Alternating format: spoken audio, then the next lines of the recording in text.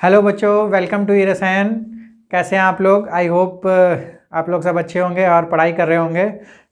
Electrochemistry के continuation में हमारा आज का सेशन का टॉपिक है फैराडेज लॉ ऑफ इलेक्ट्रोलिसिस।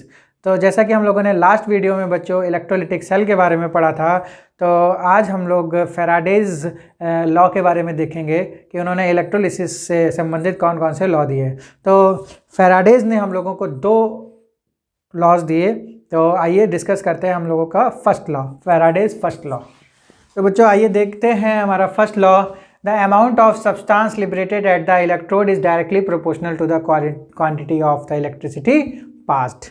जैसा कि हम लोगों ने कंस्ट्रक्शन देखा था, जो हमारा यहाँ पर इलेक्ट्रोलिटिक सेल था उसमें हमारा एक इलेक्ट्रोलाइट था और हमारे दो इलेक्ट्रोड्स थे।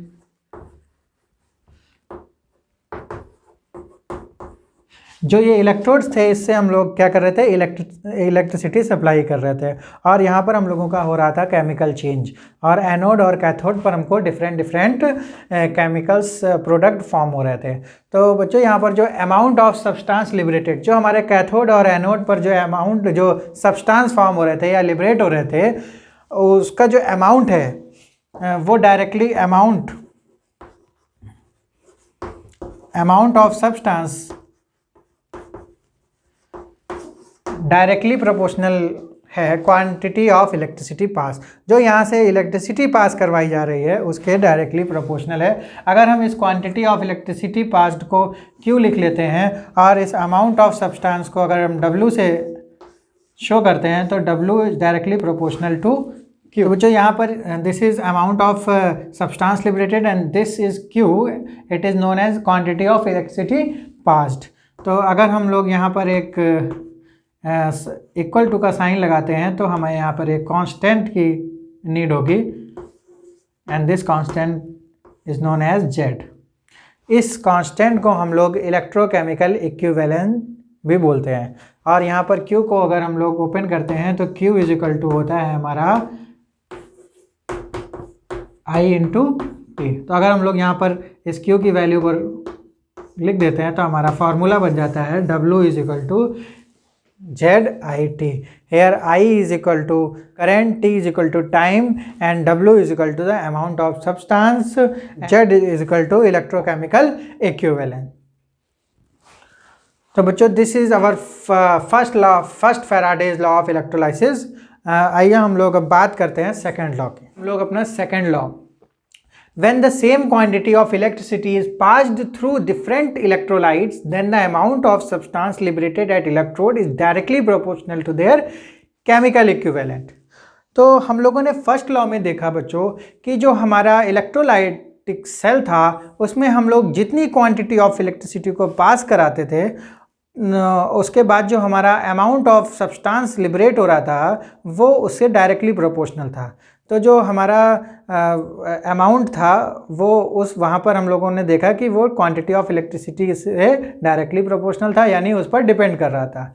जो सेकंड लॉ है उसमें बताया जा रहा है कि जो हमारी इलेक्ट्रिसिटी है, ये कंडीशन लगाई है कि जो हमारी इलेक्ट्रिसिटी है वो सेम इलेक्ट्रिसिटी को पास करा रहे हैं किसी अलग अलग इलेक्ट्रोलाइट पर।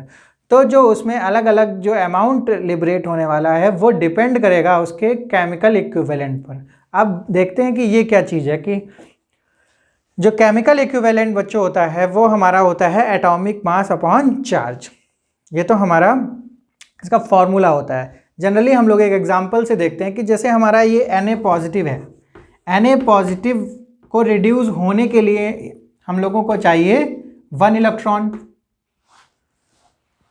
इसी तरीके से अगर यहाँ पर अगर कोई दूसरा अमाउंट है, सपोज करते हैं हमारा Ca2 पॉजिटिव है, Ca2 पॉजिटिव को रिड्यूस होने के लिए चाहिए हमको 2 इलेक्ट्रॉन्स।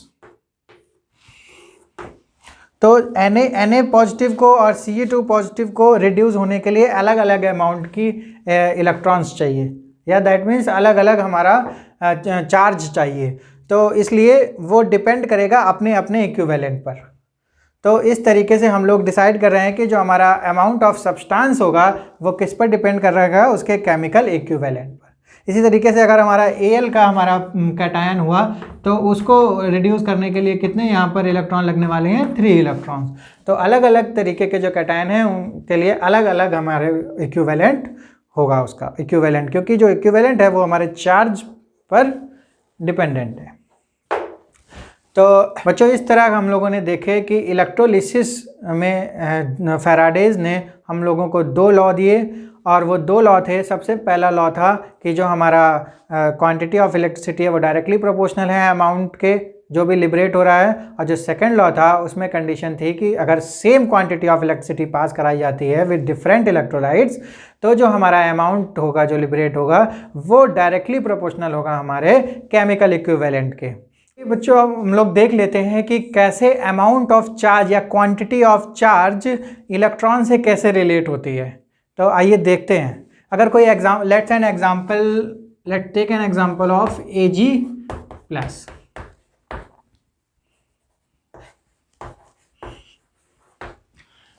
तो बच्चों हम लोग यहाँ पर देख रहे हैं कि जो हमारा इलेक्ट्रॉन है, एक इलेक्ट्रॉन इस Ag प्लस को नीड है किसको रिड्यूस करने के लिए। तो ये जो हमारा 1 इलेक्ट्रॉन है इसको अगर हम लोग अमाउंट ऑफ चार्ज से रिलेट करते हैं तो किस तरीके से करेंगे। तो आइए देखते हैं हम लोग। ये जो हमारा 1 मोल Ag है इसको ज़रूरत पड़ रही है 1 मोल इलेक्ट्रॉन की रिड्यूस होने के लिए, जो हमारा बनने वाला है 1 मोल। तो जो हमारा 1 मोल इलेक्ट्रॉन होगा उसमें नंबर ऑफ इलेक्ट्रॉन्स होंगे 6.022 इंटू 10 टू पावर 23 इलेक्ट्रॉन्स। बच्चों ये हम लोगों को पता है कि जो एवोगाड्रो नंबर है कि 1 मोल किसी 1 मोल सब्सटेंस में या किसी 1 मोल इलेक्ट्रॉन में हमारे कितने नंबर्स होते हैं, 6.022 इंटू 10 टू पावर 23 इलेक्ट्रॉन्स। तो इतने नंबर ऑफ इलेक्ट्रॉन्स हमारे पास होंगे। तो अब अगर हम चार्ज की बात करें तो 1 इलेक्ट्रॉन का चार्ज, 1 इलेक्ट्रॉन का चार्ज होता है हमारा 1.6 इंटू 10 टू पावर -19 कूलम। तो यहाँ पर हमारे पास जो अमाउंट है वो है हमारे पास 1 मोल। तो 1 मोल इलेक्ट्रॉन का चार्ज होने वाला है 6.022 into 10 to power 23 into 1.6 into 10 to power -19 को। तो जब हम जब हम मल्टीप्लाई करेंगे तो हमारे पास एक नंबर आने वाला है जो कि होगा 96487 कूलम। तो जो हमारा ये 1 मोल इलेक्ट्रॉन का चार्ज आया है वो लगभग इतना आया है, और इस नंबर को हम लोग बोलते हैं फैराडे। इसको हम लोग बोलते हैं बच्चों 1 फैराडे। तो ये हमारा जो क्वांटिटी ऑफ जो चार्ज था, ये जो क्वांटिटी ऑफ चार्ज है ये हमारी इलेक्ट्रॉन से, नंबर ऑफ इलेक्ट्रॉन से क्या हो गया, रिलेट कर लिया। तो अगर 1 मोल इलेक्ट्रॉन है तो हम लोग कहेंगे कि हमको, अगर यहाँ पर देखा, अगर बोला जाए कि Ag प्लस को 1 मोल Ag प्लस को रिड्यूस करने के लिए कितना मोल इलेक्ट्रॉन्स की नीड है, 1 मोल इलेक्ट्रॉन्स की। अगर हम क्वांटिटी ऑफ इलेक्ट्रिसिटी के टर्म्स में बात करते हैं तो हम लोग बोल सकते हैं कि 1 मोल Ag प्लस को रिड्यूस होने के लिए 1 फैराडे चार्ज की नीड है। तो यहाँ से हम लोगों ने देखा कि कैसे हम अमाउंट ऑफ चार्ज को हम कैसे नंबर ऑफ इलेक्ट्रॉन्स से रिलेट करते हैं। तो आइए बच्चों हम लोग देख लेते हैं कि किस तरीके से, और भी एग्जांपल्स देख लेते हैं यहाँ पर। जैसे इसको रिड्यूस करने के लिए 1 मोल Al+3 को रिड्यूस करने के लिए हमें कितने फैराडे की नीड होगी। तो यहाँ पर हम लोग सब जानते हैं कि यहाँ पर 3 इलेक्ट्रॉन की नीड होती है इसको रिड्यूस करने के लिए। तो अगर हम फैराडे के टर्म्स में बात करें तो Al+3 को रिड्यूस करने के लिए हमें कितना चाहिए होगा, 3 फैराडे, क्योंकि यहाँ पर 3 मोल इलेक्ट्रॉन्स है और 3 मोल का मीन्स है कि 3 फैराडे चार्ज की नीड होगी हमको Al+3 के लिए। सिमिलरली अगर बच्चों Ca+2 हुआ तो हमें उसके लिए 2 फैराडेज की नीड होगी। तो आइए कुछ एग्जांपल्स हम लोग करते हैं और उसकी हेल्प से देखते हैं कि कैसे हम न्यूमेरिकल प्रॉब्लम्स को सॉल्व करेंगे। तो बच्चों ये एग्जांपल्स हम लोगों ने NCERT का एग्जांपल है, इन टेक्स्ट एग्जांपल्स है ये। तो आइए देखते हैं। ए solution of CuSO4 is electrolysed for 10 minutes with a current of 1.5 Ampere's. What is the mass of copper deposited at cathode. तो यहाँ पर क्या हमको क्या क्या गिवन है, यहाँ पर बता रहे हैं कि CuSO4 को इलेक्ट्रोलिसिस किया जा रहा है, उसका इलेक्ट्रोलाइसिस किया जा रहा है कितने मिनट के लिए, 10 मिनट्स के लिए। और जो हमको करंट प्रोवाइड किया गया है वो है हमारा 1.5 एम्पियर। और हमसे पूछ क्या रहा है, हमको पूछ रहा है कि कितना अमाउंट कॉपर का डिपॉजिटेड होगा कैथोड पर। तो हम लोग सबसे पहले देख लेते हैं कि कितना चार्ज हम लोगों को यहाँ पर सप्लाई किया जा रहा है। तो चार्ज के लिए अगर एक फॉर्मूला है Q = IT, तो I हमारे पास है 1.5 एम्पियर और हमारे पास टाइम है 10 मिनट। तो 10 मिनट को अगर हम यहाँ पर सेकंड में रखना पड़ेगा, तो 10 मिनट को हमें सेकंड में चेंज करने के लिए यहाँ पर मल्टीप्लाई करना पड़ेगा।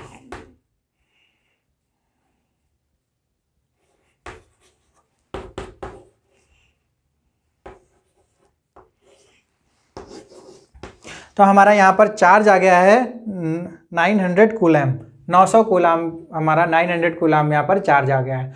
और अब हम लोग देखते हैं कि कैथोड पर क्या होने वाला है, क्योंकि कैथोड पर हमारा डिपॉजिट होने वाला है ये हमारा कॉपर। तो जो हमारा 1 मोल कॉपर है उसको रिड्यूस होने के लिए, 1 मोल रिड्यूस होने के लिए हमको चाहिए होते हैं 2 mole of electron. 2 mole of electron that means 2 Faraday. अभी हम लोगों ने देखा था कि 2 मोल इलेक्ट्रॉन्स को अगर कन्वर्ट करते हैं तो बात करते हैं 2 फैराडे हमको चाहिए होगा। और कितने मोल Cu के लिए, यहाँ पर 1 मोल Cu के लिए, 1 मोल Cu के लिए हमको 2 फैराडे चाहिए होंगे। तो 1 मोल में हमारा यहाँ पर ग्राम होता है, यहाँ पर मोलर मास होता है 63 ग्राम। तो बच्चों यहाँ से हम लोग देख पा रहे हैं कि हमारा जो 2 फैराडे है, 2 फैराडे से हम लोगों को कितने ग्राम, 63 ग्राम ऑफ Cu मिल रहा है। अकॉर्डिंग टू दिस रिएक्शन हमको 2 फैराडे से 63 ग्राम ऑफ Cu यहाँ डिपॉजिट हो रहा है। तो हम लोगों को यहाँ पर देख लेते हैं कि कितने कूलाम हुआ ये, यानी 2 × 96500 कूलाम इसकी वैल्यू।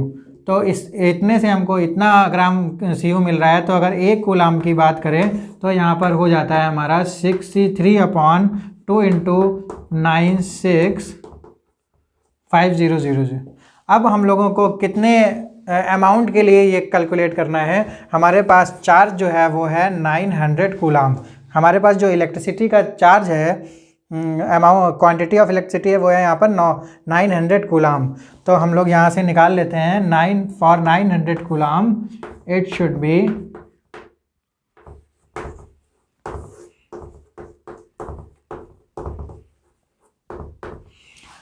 तो बच्चों जब हम इसको सॉल्व करेंगे तो हमारा जो आंसर आ जाएगा यहाँ पर आ जाएगा 0.2937 ग्राम ऑफ Cu।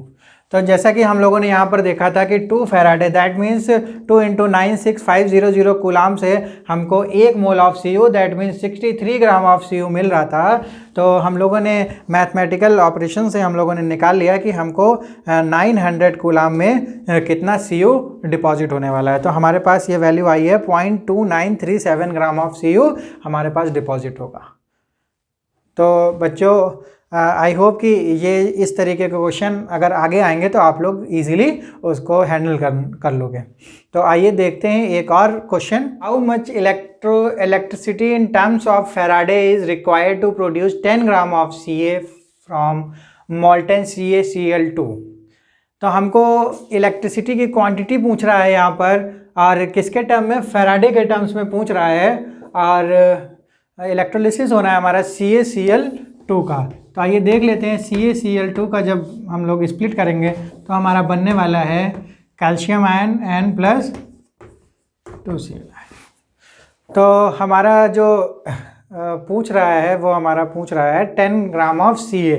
तो जो Ca है वो हमारा कैटायन है और कहाँ अप्रोच करेगा, कैथोड पर। कैथोड पर हमारा जो Ca है वो अप्रोच करेगा और इसको चाहिए होंगे 2 मोल ऑफ इलेक्ट्रॉन, यानी और डिपॉजिट होगा हमारा एज कैल्शियम। तो यहाँ पर अगर हम लोग देखते हैं कि ये जो कैल्शियम है वो 1 मोल है, ये भी 1 मोल है, और ये हमारा 2 मोल है। 2 मोल्स मीन्स 2 फैराडे। और जो कैल्शियम है बच्चों, ये कैल्शियम का जो हमारा मोलर मास होता है वो होता है 40। तो 1 मोल का मतलब है 40 ग्राम। तो यहाँ पर अगर हम लोग देखते हैं कि जो 40 ग्राम जो Ca है वो डिपॉजिट होने के लिए कितनी हमारे इलेक्ट्रिसिटी की नीड है, वो है हमारे पास 2F। अब हम इसी को F के ही फॉर्म में रहने देंगे क्योंकि हमको नीड भी फैराडे के ही फॉर्म में है। तो 40 ग्राम में अगर हम लोगों को 2F की नीड है तो 1 ग्राम में होगी 2F अपॉन 40, और हमको यहाँ पर नीड है 10 ग्राम के लिए। तो 10 ग्राम Ca के लिए डिपॉजिट करने के लिए हमारे पास यहाँ पर होने वाला है 2F अपॉन 40 इंटू 10। तो यहाँ पर आने वाला है हमारा 1/2 F, यानी half Faraday, that means 0.5 Faraday of charge जो होगा वो नीड होगा कितने Ca को डिपॉजिट करने के लिए बच्चों। 10 ग्राम ऑफ Ca को डिपॉजिट करने के लिए हमें कितना क्वांटिटी ऑफ इलेक्ट्रिसिटी नीड होगी, 0.5 फैराडे। अगर हम फैराडे के टर्म्स में लेते हैं, अगर हमको किसी और टर्म्स में लेना होता तो हम यहाँ पर कूलॉम के टर्म्स में लेना होता तो हम यहाँ पर मल्टीप्लाई करने वाले थे 96500 से। तो बच्चों आई होप कि आपने आज फैराडेज लॉ देखे, और उसके बाद हम लोगों ने देखा कि क्वांटिटी ऑफ इलेक्ट्रिसिटी को कैसे हम लोगों ने इलेक्ट्रॉन्स के टर्म्स में या उससे रिलेट किया। फिर हम लोगों ने कुछ न्यूमेरिकल्स प्रॉब्लम किए। आई थिंक कि ये आपके लिए हेल्पफुल होगा। और आज के सेशन के लिए यहीं तक, और नेक्स्ट सेशन में मिलते हैं और बात करेंगे हम लोग कंडक्टिविटी की। Till then bye bye.